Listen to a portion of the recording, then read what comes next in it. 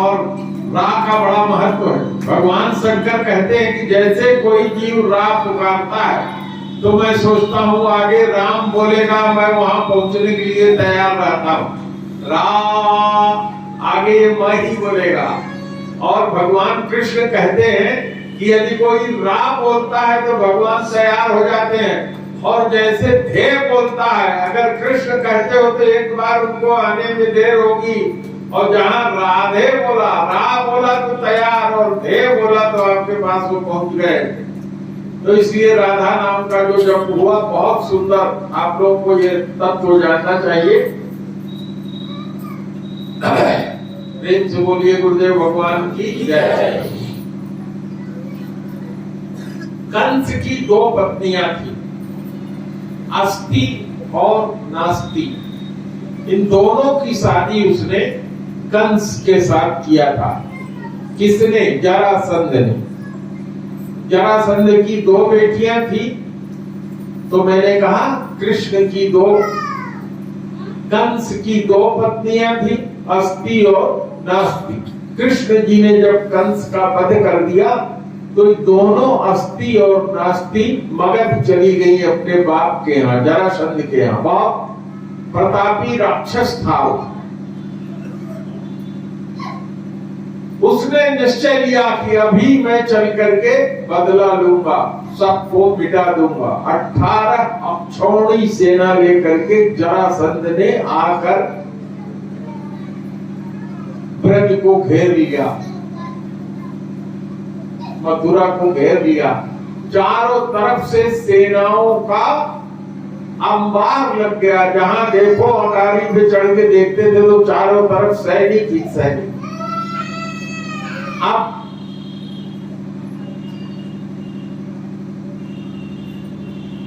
उग्रसेन जी जो वहां के राजा थे, उन्होंने दरबार बुलाया कि ये तो महाप्रतापी राजा है, इससे कैसे युद्ध होगा? न तो हम लोगों के पास इतनी सेना है, न इतना हथियार है, और हम लोगों का जो नायक था वो अब है नहीं, बहुत दुष्ट था कंस, उसके डर के मारे तो ये कभी आता ही नहीं।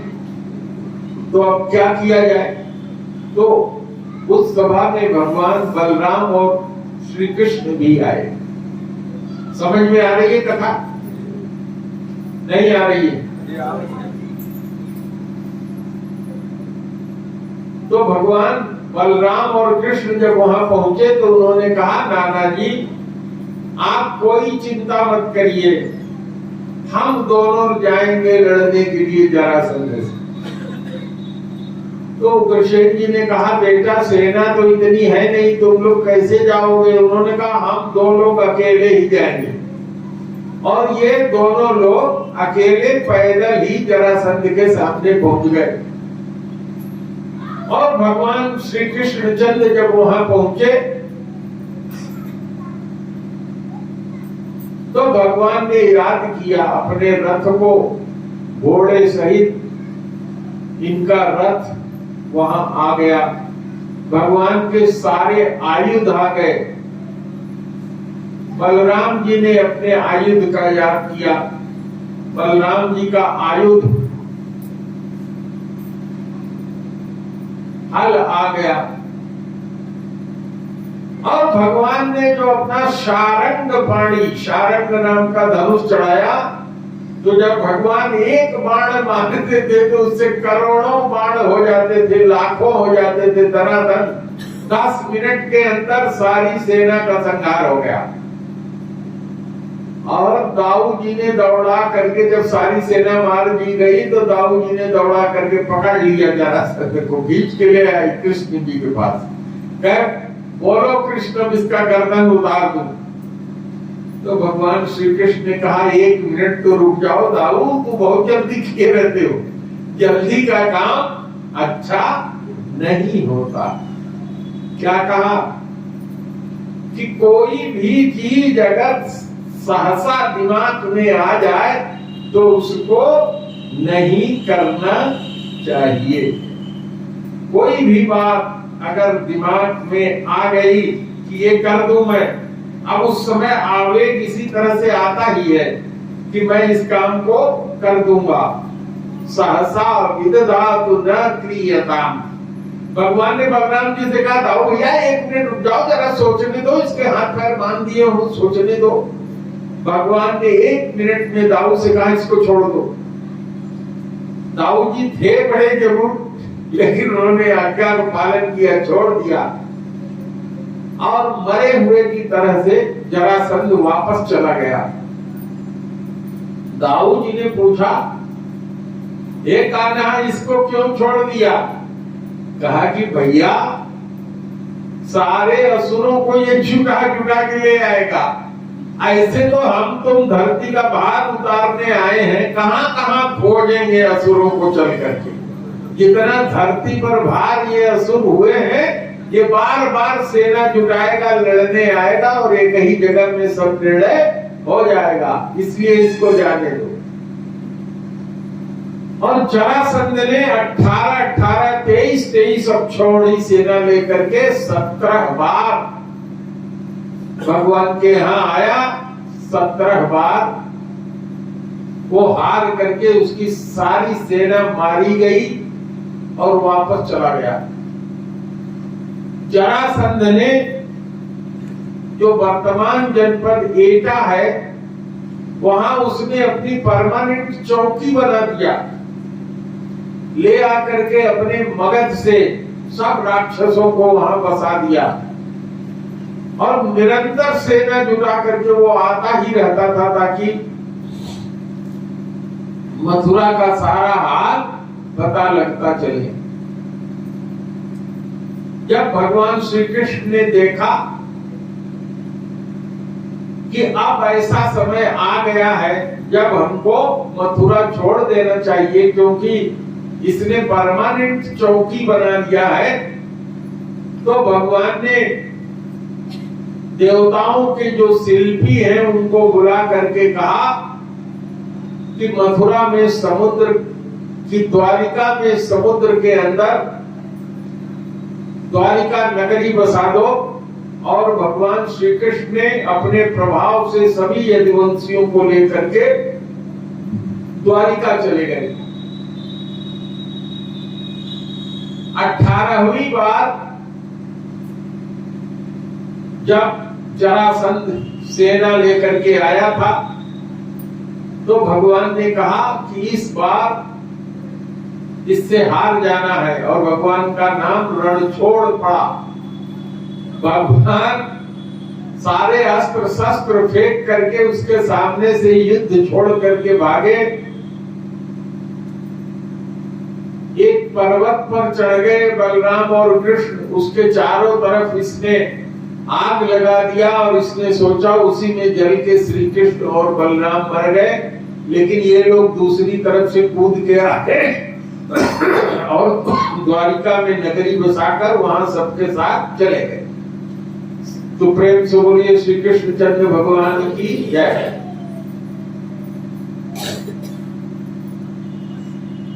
अब तो जरासंध ने काल यवन, यवन माने आप जानते हैं, यवन हमारे यहाँ कहा जाता है जो बड़ी दाढ़ी रखने वाले विधर्मी हैं, जिन्होंने हमारे देश में 1000 वर्ष तक शासन किया। हमारे देश में वो सेना लेकर के लूटने आते थे और सबसे पहले उन्होंने भगवान सोमनाथ का मंदिर तोड़ा। तो उन्हीं विधर्मियों का सरदार था काल यवन, और उसको वरदान ये था कि वो किसी के मारने से नहीं मरेगा। उसने काल यवन को इसने भेजा, जरासंध ने काल यवन को जब भगवान ने देखा तो रण छोड़ करके भागे। आगे आगे भगवान श्री कृष्ण पीतांबर पहने हुए और पीछे पीछे काल यवन दौड़ते रहे। कई दिनों तक भगवान भागते भागते भागते भागते मुचकुंद की गुफा में घुस गए। काल यवन कहा कि तुम कितना भी भागो मैं तुम्हें दौड़ा करके पकड़ लूंगा, छोड़ूंगा नहीं। भगवान मुचकुंद के गुफा में जब घुसे तो मुचकुंद के ऊपर अपना दुपट्टा उड़ा दिया पीतांबर और अपने अंदर बैठ गए जाकर। इधर जब कालयवन घुसा तो उसने देखा कि ये छलिया यहाँ पीतांबर ओढ़ के सो गया है। जा करके उसने पैर से मुचकुंद जी पर प्रहार किया। जैसे ही 4 लात उसने मारा, मुचकुंद जी की आंखें खुल गई। ये मुचकुंद जी कौन थे आप लोग जानते हैं? कोई जानता है? मुचकुंद जी एक महाप्रतापी राजा थे। जब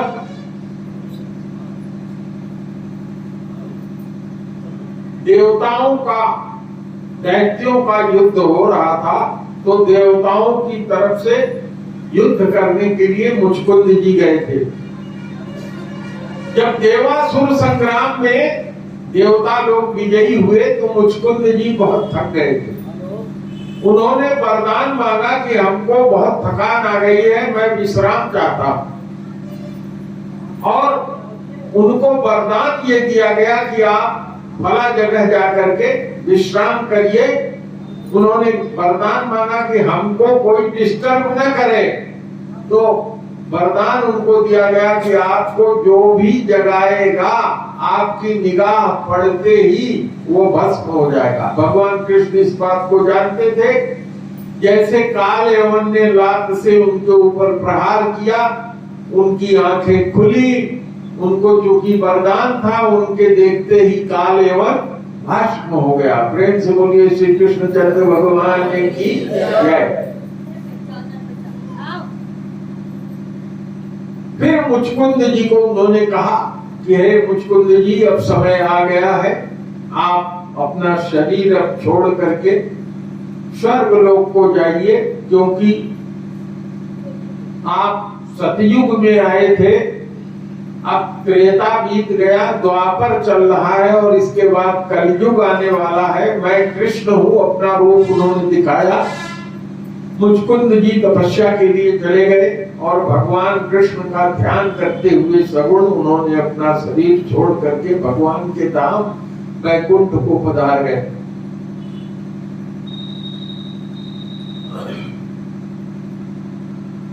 भगवान फिर द्वारिका लौट करके गए और सबसे पहले उन्होंने बलराम जी की शादी किया। बलराम जी की पत्नी का नाम आप लोग जानते हैं? कौन बताएगा? बताइए। रेवती। तो राजा रैवत की एक बिटिया थी।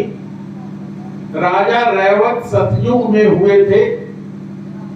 सतयुग में जो लोग थे उनको अधिकार था, वो स्वर्ग तक ब्रह्मा जी के पास तक चले जाया करते थे बेरोक। तो एक दिन राजा रैवत ने अपनी बेटी रेवती को लेकर के स्वर्ग में ब्रह्मा जी के यहाँ गए, ब्रह्मलोक गए, उनसे यही पूछने के लिए कि हे महाराज, आप मेरे बेटी के योग्य कोई वर बताइए। ब्रह्मा जी के यहाँ जब गए तो ब्रह्मा जी के यहाँ भी गायन वादन नृत्य चल रहा था और वो इंतजार करने लगे कि महफिल लगी हुई है।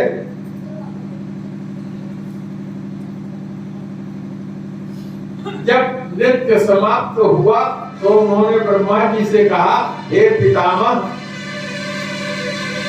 ये मेरी बेटी है रेवती, इसका वर पूछने के लिए मैं आपके पास आया था। तो ब्रह्मा जी ने कहा, हे राजन, यहाँ जो 2 घंटे तुमने बिताया है, इतने में धरती लोक पर सतयुग चला गया, तुम्हारे जमाने के सब लोग समाप्त हो गए। त्रेता चला गया, जहां भगवान राम आए थे वो भी चले गए। अब इस समय द्वापर चल रहा है और द्वापर में भगवान श्री कृष्ण और बलराम अवतार लिए हुए हैं। तो तुम जाओगे तो तुम्हें कोई पहचानेगा नहीं, तुम चले जाओ, तुम्हारी बेटी के योग्य वर बलराम जी हैं और जाके उन्हीं से शादी कर दो।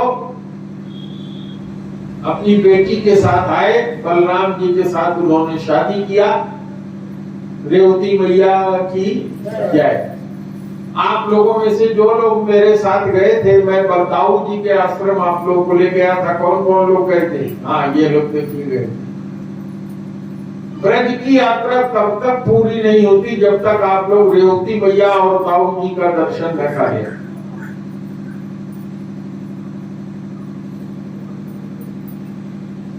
और इसी समय जब दाऊ जी की शादी हो गई तो एक दिन एक घटना घटी। भगवान द्वारिका में विश्राम कर रहे थे कि आधी रात को एक ब्राह्मण आया और भगवान के पास तो सबको कोई रोक टोक नहीं रहता था, कोई रात बिरात जब भी चाहे पहुंच जाता था। और ब्राह्मणों का क्या कहना, भगवान ब्राह्मण के बड़े भक्त हैं और भगवान तो अपने सभी भक्तों के लिए कहते हैं अहम भक्त पराधीन। उस ब्राह्मण ने जाकर के कहा कि महाराज, मैं विदर्भ देश से आया हूं, कई दिनों की यात्रा करते हुए आपकी कृपा से ही मैं आपके यहाँ पहुंचा हूं, क्योंकि मुझे तो लगता था कि हम मात्र 2 दिन शादी के लिए बचे हैं, कल सवेरे ही रुक्मिणी जी की शादी होनी है। और जब मैंने आपका नाम लिया, स्मरण किया, तो मैं आपके पास पहुंचा हूं। महाराज, सवेरे तक का समय है, कल पत्र दिया। भगवान ने पत्र को पढ़ा, उसमें रुक्मिणी मैया जो लक्ष्मी जी थी, लक्ष्मी जी और राधा जी में अंतर है। राधा जी को हमने बताया कि जो स्थान भगवान के लिए राधा जी का है वह स्थान लक्ष्मी जी का नहीं है। लक्ष्मी जी वो गोपी है जो बन के रुक्मिणी आई है, जो मैंने आपको बताया स्वसुख वाली गोपी है। तो भगवान ने पत्र पढ़ा, उसमें रुक्मिणी जी ने लिखा था कि मैंने अपने मन में निर्धारण कर लिया है कि मेरे पति तो आप ही हैं। जब जब भी मैं धरती पर आई, मेरे पति आप ही हुए हैं। और आपके पास मैं इस ब्राह्मण को खबर लेकर के भेज रही हूं। मेरा वाणी ग्रहण संस्कार मेरे पिता ने शिशुपाल के साथ फला तारीख को तय कर दिया है। मैं उसके साथ शादी नहीं करना चाहूंगी, मर जाऊंगी। क्या आप मुझे इस जन्म में वरण नहीं करेंगे? करुणा वरुणालय भगवान ने तुरंत दारुक को बुलाया, उस ब्राह्मण को भी अपने रथ पर बैठाया, बिना बलराम जी को बताए रात में ही रथ जोत दिया और विदर्भ नगर में पहुंच गए। भीष्मक राजा थे, वहां के बड़े प्रतापी थे, भगवान के बड़े अनन्य भक्त थे। भीष्मक जी के मन में भी इच्छा थी कि हमारी ये बिटिया सर्वथा श्री कृष्ण के योग्य है, लेकिन वो दबाव में थे जरासंध के, और जरासंध के दबाव के कारण उन्होंने शादी शिशुपाल के साथ तय कर दिया था। और रुक्मिणी का एक बड़ा भाई रुक्मी था, वो भी चाहता था कि हमारी बहन की शादी शिशुपाल के साथ हो। शिशुपाल कौन था? भगवान श्री कृष्ण की बुआ का लड़का था। मैंने कल बताया भी था आप लोगों को, कथा में कल या परसों बताया था ना, तिवारी जी याद है?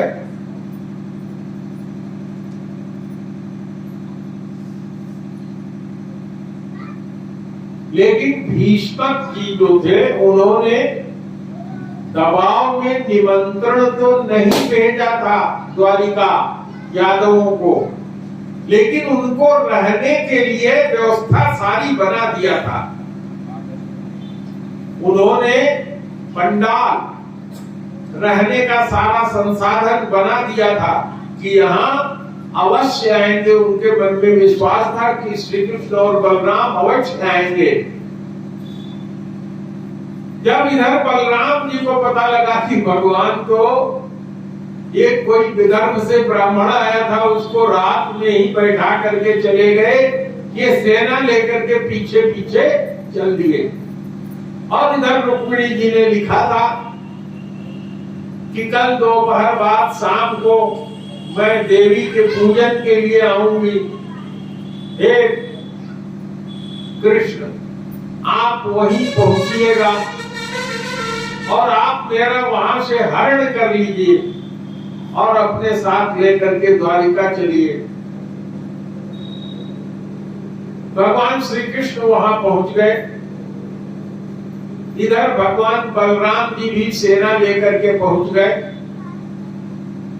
उसी कैंप में जहां भीष्मक ने स्थान दिया था, वहां पर ये लोग रुके। शाम के समय भगवान श्री कृष्ण उस मंदिर के बाहर विराजमान हो गए और सैकड़ों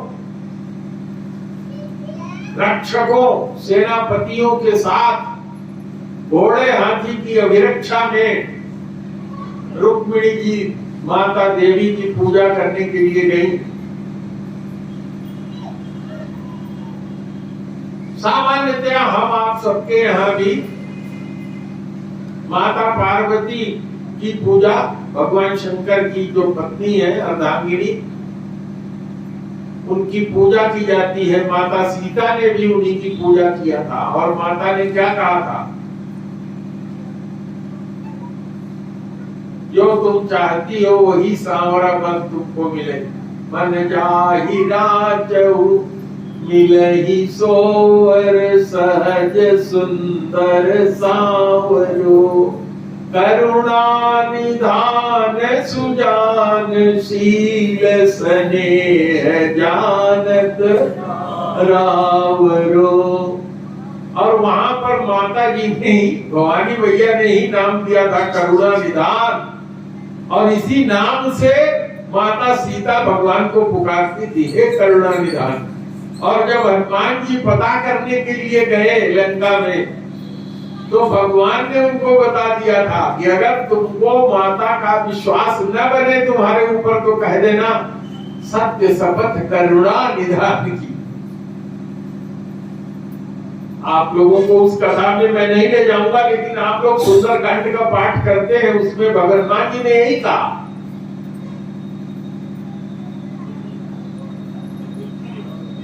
सत्य शपथ करुणा निधान की, राम दूत मैं मात जान की। तुरंत भगवान के ये दूत है ऐसा विश्वास हो गया, क्योंकि करुणा निधान नाम माता जी केवल जानती थी या भगवान जानते थे।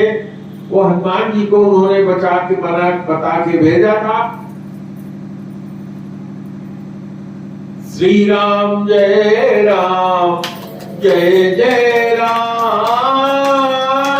श्री राम जय राम, जय जय राम, श्री राम जय राम, जय जय राम, श्री राम जय राम, जय जय राम। जय सिया राम, जय जय सिया राम, सीता राम जय सीता राम, जय सिया राम, जय जय सिया राम, सीता राम जय सीता राम। जप ले राम का नाम, अंत समय में आएगा काम। जप ले राम का नाम, अंत समय में आएगा काम। गिराय रथ जल बीच सम, कहियत भिन्न न भिन्न, अबंधु सीता राम पद, जिनहि परम प्रिय खिन्न। सियावर रामचंद्र की जय, पवन सुत हनुमान की जय, सब भक्तों की जय, उमापति महादेव की जय। पूजा करके वो बाहर निकली, खसी माल मूरत मुस्कानी। जब पूजा करके रुक्मिणी जी निकली तो माला जो माता जी को पहनाया उन्होंने, वो गिरी माला, और उनको लगा कि भगवान आ गए हैं। बाहर निकली तो कोई चिन्ह दिखाई नहीं पड़ा, निराश हुई। इतने में क्या देखती हैं कि बिजली की फूर्ती के तरह से जैसे शेर सभी हिंसक जानवरों के बीच से अपना शिकार लेकर चला जाता है, सारे जानवर देखते रह जाते हैं, उसी तरह से भगवान श्री कृष्ण ने रुक्मिणी जी को उनका हाथ पकड़ा, वीरासन में बैठे। वीरासन देखते ना, हनुमान जी बैठे हैं जहां घुटना लगा रहता है, उसी घुटने पर पैर रखा दे रुक्मिणी जी ने, फट से उनके रथ पर सवार हो गई और भगवान रथ लेकर के द्वारिका की तरफ चल दिए। इधर पीछे वो कन्हैया लिए भागे जा रहा है, रुक्मी सेना लेकर के पीछे पीछे भागा, और रास्ते में भगवान ने पलट करके रुक्मी से युद्ध किया। बलराम जी भी पहुंच गए थे। इसी युद्ध में जरासंध का जो सेनापति था, जिसका अंगूठा काट लिया था द्रोणाचार्य ने, जिसका नाम एकलव्य था, अंगूठा कट जाने के बाद भी एकलव्य बहुत बड़ा धनुर्धर था। उस एकलव्य को भगवान ने अपनी बाण से शांत किया था। जरासंध की सेना का वो सेनापति था। रुक्मी को पकड़ लिया। रुक्मी को जब मारने जा रहे थे तो बलराम जी ने कहा, अरे तुम्हारा साला है। रुक्मी ने प्रतिज्ञा किया था, या तो बहन को छुड़ा के लेके आऊंगा, नहीं तो मर जाऊंगा। भगवान ने उसका बाल और दाढ़ी मोड़ लिया, आधे सर का बाल उतार दिया, आधी दाढ़ी निकाल लिया और उसको वहीं बांध करके छोड़ दिया। बलराम जी ने उसको खोल दिया और ये लोग माता रुक्मिणी को लेकर के द्वारिका आ गए। प्रेम से बोलिए रुक्मिणी मैया की जय। कथा तो और कहने का मन है, लेकिन 5 बज चुके हैं, तो कथा से आप लोगों को भी मैं देख रहा हूं मन नहीं हो रहा है और मेरा मन भी हो नहीं रहा है, तो आरती सजा लीजिए।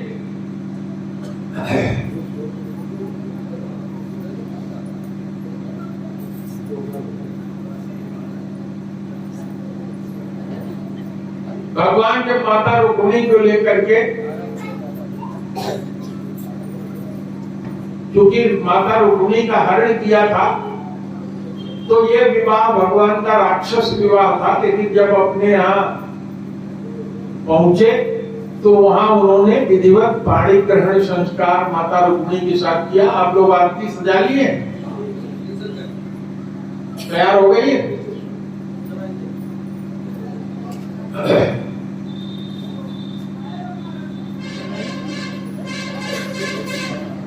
शिशुपाल के साथ रुक्मी भी गया था। शिशुपाल की भी हार हुई। शिशुपाल भी हार करके चेदी राज का राजा था, चेदी देश का, वहां लौट गया।